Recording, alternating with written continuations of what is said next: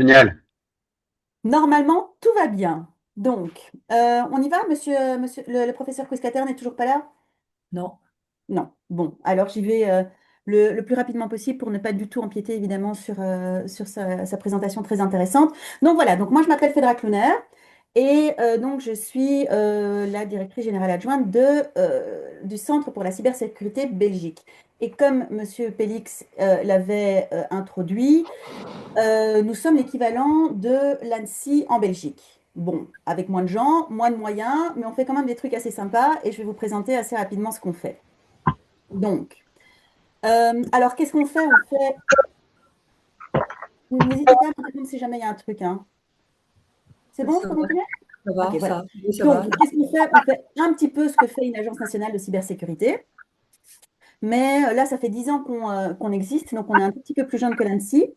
Nous sommes Ouais, il y a un truc. l'équipe d'intervention en cas d'incident de cybersécurité, de sécurité informatique. Donc, s'il y a effectivement un cyberincident qui touche une infrastructure critique ou un opérateur NIS 2 ou une administration, c'est nous qui intervenons.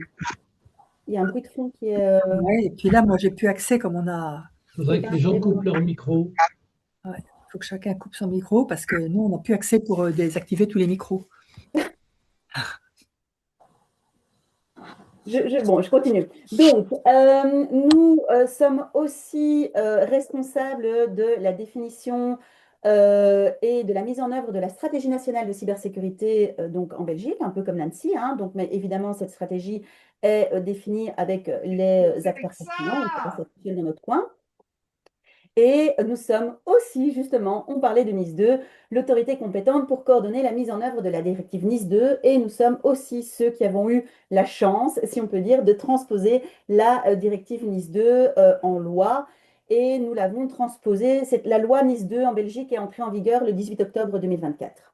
Voilà. Alors, pourquoi est-ce qu'elle est rentrée en vigueur aussi vite? Pour plusieurs raisons. Parce qu'on n'avait plus envie d'être les derniers comme on l'était avec NIS 1, parce que c'était un peu le cas. Et puis parce que en 2025, il y avait des élections et on sait très très bien qu'en Belgique, on peut rester assez souvent, assez longtemps sans gouvernement. Donc on voulait vraiment que cette loi entre en vigueur avant les élections en Belgique. Nous sommes aussi le Centre national de coordination, donc c'est-à-dire dans le cadre d'une réglementation européenne qui s'appelle le European Cybersecurity Competence Center, nous sommes le centre national qui permet aux organisations de bénéficier de fonds européens qui peuvent être utilisés pour tout ce qui est innovation et recherche en matière de cybersécurité. Et nous sommes aussi l'autorité nationale de certification en matière de cybersécurité. Je suis sûre que vous avez entendu parler des efforts un peu désespérés, on ne va pas se mentir, au niveau européen de définir un schéma de certification, par exemple pour le cloud. C'est dans cette optique-là que s'inscrit le NCCA, mais le NCCA est aussi le service qui fera les inspections, enfin qui commence déjà à faire les inspections et la supervision dans le cadre de NIS 2 pour vérifier effectivement que les opérateurs NIS 2 ont bien implémenté les mesures qu'ils devaient implémenter. Oui, voilà. Donc, donc la direction générale, c'est Monsieur De Bruycker que vous connaissez certainement parce qu'il est connu de l'univers entier et moi-même. Et donc, si il y a 10 ans, nous étions deux et que nous sommes partis de rien, en fait, parce que l'agence n'existait pas, nous l'avons construite ces 10 dernières années. Actuellement, nous sommes à peu près 140. Qu'est-ce retrouve comme type de profil. On retrouve énormément d'experts techniques, évidemment, des analystes, du cas à cœur aussi, des personnes qui s'occupent de l'assistance en première ligne, des personnes qui font du forensic, qui gèrent des incidents et ce genre de choses-là, mais aussi, évidemment, parce que dans la cybersécurité, on sait très bien que ce n'est pas que de la technique, nous avons aussi des gens qui sont des juristes, des chefs de projet, des responsables au niveau relations internationales, parce que justement cet aspect-là est très très important en matière de cybersécurité, vous le savez mieux que quiconque, des spécialistes en communication et en communication de crise, parce qu'effectivement quand il y a une crise cyber en Belgique, nous avons besoin de gens qui gardent la tête froide et qui communiquent de manière adéquate pour ne pas faire paniquer la Belgique entière. Comme je disais, rôle de coordination, oui, on a une mission générale qui est assez ambitieuse, on ne va pas se mentir, et c'est faire de la Belgique l'un des pays les moins cybervulnérables dans le domaine cyber en Europe.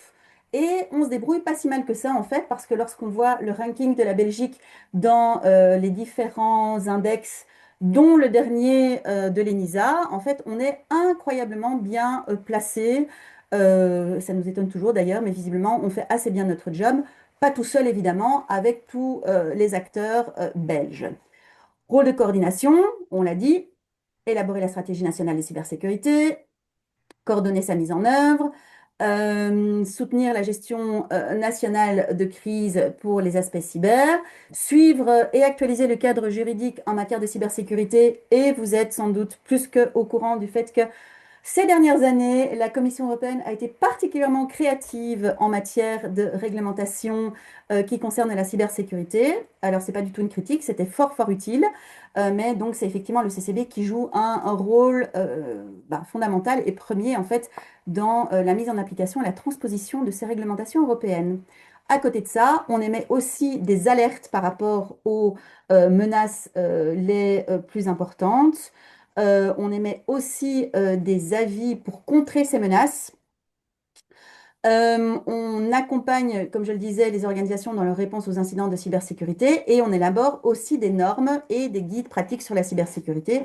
Et peut-être que vous avez entendu parler de notre Siphon, qui est l'équivalent du récif en France, mais je reviendrai là-dessus. Monsieur le professeur, voilà, oui, désolé, on a un petit peu changé le... Mais voilà, je vais très rapidement pour ne pas empiéter sur votre présentation.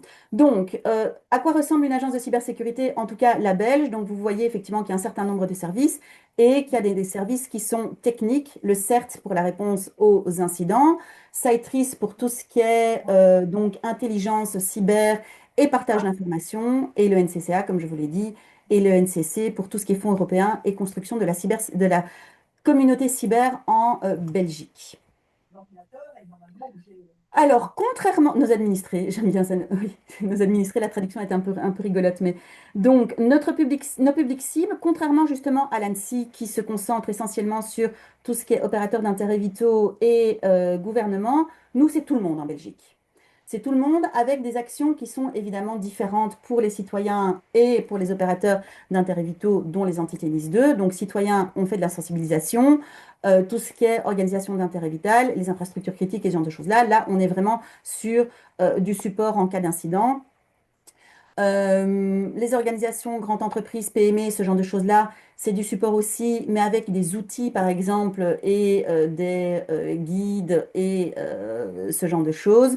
Et les autorités publiques, on intervient aussi, évidemment, de manière totalement concrète en cas d'incident. Alors ça, c'est notre écosystème. Alors c'est le slide le plus moche de l'univers, je le concède, mais ça montre un petit peu le fait qu'on collabore vraiment avec tous les acteurs en Belgique, que ce soit les services de renseignement et de sécurité, que ce soit le secteur public, que ce soit le secteur privé et le secteur académique, aussi les fournisseurs d'accès Internet. Au niveau international, grosse coopération aussi dans le cadre des plateformes qui ont été mises en place par la Commission européenne, que ce soit le réseau des CISRT ou le groupe de coopération NIS2, mais aussi avec des pays amis, et ça change un peu beaucoup pour le moment avec la situation géopolitique, mais donc énormément de collaboration avec d'autres pays, justement parce que la menace, comme on le sait, ce n'est pas comme le nuage de Tchernobyl, ça ne s'arrête pas aux frontières. Et à côté de ça, nous avons également beaucoup de liens avec les entités NIS2, fatalement, les infrastructures critiques et ce genre de choses-là. Alors, très rapidement, on a en Belgique, ça me prendra 5 minutes, pas plus, on a ce qu'on appelle le concept d'Active Cyber Protection. Donc, c'est un concept qui a été inventé par notre génial directeur général et qui a été poussé d'ailleurs dans la directive NIS2. Et c'est vraiment pour essayer d'avoir une optique un peu différente dans la gestion de la cybersécurité, plus une optique de réaction, mais aussi une optique plus de proactivité, parce que souvent, quand on parle de cybersécurité, on est dans l'optique de, il y a un incident, on réagit, mais on voudrait vraiment aussi avoir une approche plus proactive où on recherche les menaces et les vulnérabilités avant qu'elles ne causent comment dire, des dégâts aux potentielles victimes. Du sur-mesure aussi, donc on est dans l'optique aussi qu'on ne peut pas imposer le même type de mesures ou d'exigences à une PME comme on l'impose à une grande organisation. Donc ça, c'est aussi un peu, je vais illustrer tout ça avec des exemples, hein.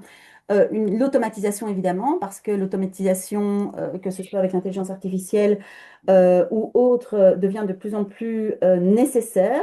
C'est utilisé par les cybercriminels, ça doit également être utilisé par les agences nationales de cybersécurité, et aussi une approche participative. Ce n'est pas simplement le CCB qui, du haut de sa grande tour d'ivoire, va dire aux gens ce qu'ils doivent faire. Nous sommes vraiment dans une optique participative, de collaboration avec les différents acteurs, et aussi, très concrètement, on demande aux citoyens de participer à leur propre sécurité, mais aussi à la cybersécurité, à la sécurité du pays. Je vais expliquer ça rapidement. Si je suis trop longue, n'hésitez pas à me le dire. Je me connais, je parle beaucoup.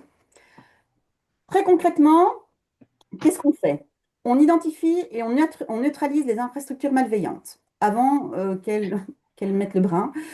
On implique les utilisateurs dans leur propre cybersécurité. Je vais illustrer tout ça avec des exemples très rapidement. On instaure la confiance auprès de la population et on la sensibilise. Mais sensibiliser sans les impliquer, l'effet n'est pas toujours incroyablement efficace. On envoie Oui. des alertes ciblées, ce qu'on appelle notre spear warning, aux propriétaires de systèmes vulnérables en Belgique et ça marche incroyablement bien. Et à côté de ça, on met en place aussi en fait un environnement de cybersécurité pour toute la population avec la définition de normes, de standards, certification, contrôle externe et ce genre de choses-là, et aussi des services validés que je vais illustrer très rapidement. Alors, participation des utilisateurs, qu'est-ce qu'on fait? Ben, on demande aux utilisateurs depuis 2017 d'envoyer les mails qu'ils considèrent comme suspects à une adresse mail. C'est tout con, c'est un petit peu stupide, enfin ça a l'air un peu stupide comme ça, mais en 2017, on recevait quelques centaines de mails. Là, depuis le début 2026, chaque jour, on reçoit 40 000 mails suspects. Et qu'est-ce qu'on fait avec ces mails suspects? On identifie les domaines qui sont malicieux. Et donc, on empêche les internautes d'aller sur des sites Internet qui sont malicieux, qui sont à l'origine de campagnes de phishing ou qui sont infectés. C'est, pardon, oui, pardon. Petit chat, on entendra. On ne verra pas vos images, on entendra, mais c'est tout. C'est à moi qu'on s'adresse. Non, on ne s'adresse pas du tout à moi, je ne pense pas. Donc ça, c'est notre warning page. Ça marche incroyablement bien. L'année dernière, est-ce que j'ai les chiffres? Non, je n'ai pas les chiffres, mais l'année dernière, elle a été affichée aux alentours de 185 millions de fois. Donc c'est un truc qui est assez intéressant. On fait aussi, comme je disais, on avertit les organisations du fait qu'elles pourraient être infectées, elles pourraient être vulnérables, elle pourrait avoir des ressources qui sont compromises et on les avertit aussi du fait qu'il y a des identifiants qui circulent sur le dark web qui les concernent. Comment est-ce qu'on fait ça? On a énormément de sources d'informations, mais on a aussi le droit, et ça c'est assez exceptionnel je pense, de scanner de manière non intrusive l'Internet belge pour pouvoir effectivement identifier les systèmes qui sont problématiques. Alors comment est-ce qu'on prévient les organisations qui sont infectées ou vulnérables? On le fait par mail, on le fait par téléphone, mais on le fait aussi par courrier. Alors cette méthode très old school marche très très bien parce qu'on se rend compte effectivement que quand les organisations reçoivent un courrier signé par notre directeur général avec sous l'autorité du Premier ministre, en général, ils prennent des mesures et on voit effectivement que les systèmes qui ont été identifiés comme vulnérables quelques jours plus tard ont été mis à jour ou ont pris les actions nécessaires. À côté de ça, et je sais très bien que dans l'Assemblée, il y a certaines personnes qui aiment beaucoup notre Siphon et qui l'utilisent aussi. Nous avons donc défini un référentiel de sécurité, donc notre Siphon, qui se base sur notre expérience en tant que CERT national, mais aussi sur les normes et standards que l'on connaît tous, le NIST, l'ISO 27001, les SIS Control et ce genre de choses-là. Et on l'a décliné en 4 niveaux différents pour pouvoir permettre aux organisations d'augmenter leur cybersécurité de manière pas à pas en définitive, et ça marche assez bien, et ça marche tellement en fait que ce framework de sécurité a été adopté par d'autres pays européens Donc, nous avons actuellement l'Irlande, Malte et la Roumanie, et pas la France, qui l'ont adopté. Et au niveau européen, on parle d'une reconnaissance de Siphon par les différents États membres pour pouvoir faciliter l'implémentation de NIS 2, parce qu'on demande aussi aux entités NIS 2 de respecter ce référentiel de sécurité. Et à partir du moment où elles respectent ce référentiel de sécurité, elles sont présumées conformes à la loi NIS 2. C'est accompagné de tout un tas de tout un tas d'outils en fait qui permettent effectivement aussi d'évaluer aux organisations d'évaluer leur maturité en matière de cybersécurité, ce genre de choses-là, et ça marche plutôt bien. Et on a aussi beaucoup de support pour les organisations, qu'elles soient publiques et privées, justement, pour les aider à se sécuriser, parce qu'au CCB, on n'est pas uniquement dans une optique, tellement pas dans une optique de sanction ou de coercition, mais on est vraiment dans une optique de support, même si nous sommes l'autorité qui faisons la séparation. Pardon. C'était moi cette fois-ci. Donc voilà, et on offre beaucoup de support aux organisations pour les aider à se sécuriser pas à pas, pour leur dire comment commencer, où commencer, leur dire quoi faire avec, par exemple, des modèles de politique, avec effectivement notre framework de sécurité, avec des webinaires et des vidéos, avec aussi des outils sur notre portail Cephon Web at Work qui leur permettent vraiment de mesurer leur cybersécurité de manière très concrète et de recevoir aussi des alertes si jamais elles sont vulnérables ou infectées. Et à côté de ça, on a aussi une optique de service validé où on a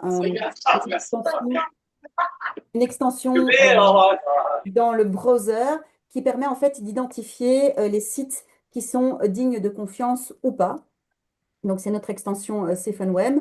Ça marche uniquement pour la Belgique pour le moment, même si évidemment, on y a ajouté les grands sites B2B et ce genre de choses-là. Et ça permet de donner aux internautes un degré de confiance sur les sites qu'ils vont visiter. Si c'est vert, ils peuvent faire ce qu'ils veulent. Si c'est rouge, on leur conseille de fuir très vite. C'est pas très. Et voilà, en gros, ce qu'on fait très rapidement au CCB pour toutes les organisations belges. Et voilà. Est-ce que je suis restée dans les temps ou est-ce que j'ai dépassé? Merci Fedra. Merci Fedra. Je ne sais pas si vous m'entendez. Moi, j'ai plus accès à, j'ai plus accès à rien en fait, à part vous parler. Donc, je Attendez, sais pas. j'arrête de partager. Non. Hop, voilà. Merci. Jean-Jacques, on va peut-être vous laisser reprendre la parole et faire le partage d'écran. Enfin, moi, je peux plus rien manipuler. Là, c'est bloqué. Jean-Jacques, tu peux te connecter? Le micro est désactivé pour Jean-Jacques. Béatrice, tu pourrais peut-être te déconnecter et te reconnecter. Là, je vais essayer. Bon, en tout cas, là, Jean-Jacques, son micro est bloqué.